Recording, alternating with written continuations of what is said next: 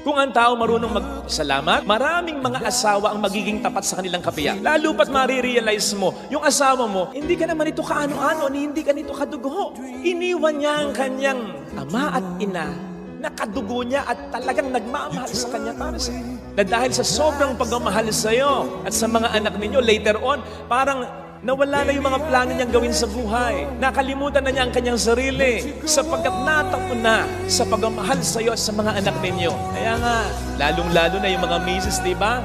Napipintasan pa nga ng mga biyanan. Walang pera. Paano magkakapera? Wala naman sweldo yung pag-aalaga sa anak. Wala naman sweldo yung paglalaba.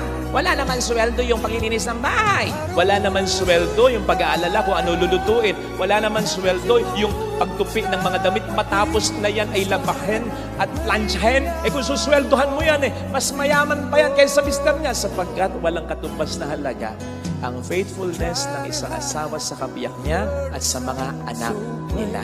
Kaya kung yan ay makikita lang ng mga asawa, matututo kayo magpasalamat, ay ang kapal ng mukha nyo kapag kayo nagloko pa. Sa totoo lang magiging madali ang maging tapat sa asawa. Subukan niyo habang natutulog kayo o habang natutulog siya, pagmasdan mo.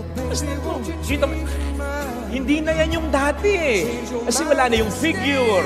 Hindi na masyadong nag-aayos. Nabungi na yata. Tumaba na. Mukhang butete na. Mukhang lumba-lumba na. Tapos, dahan-dahan mong puntahan yung cabinet. O yung cabinet, may mga bago bang damit. Luma na. Mga underwear, lustrad na. O sige nga. O, saka mo tanongin, ano nangyari sa asawa mo?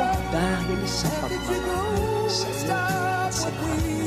Isipin mo lagi yun, bago ka magkaroon ng iba. At yung ibang yan, kailangan pang patunayan ng iba na yan kung mahal kang talaga. Samantalang yung taong katabi mo na nandyan lagi para sa napatunayan na niya at patutunayan pa niya. Kaya parang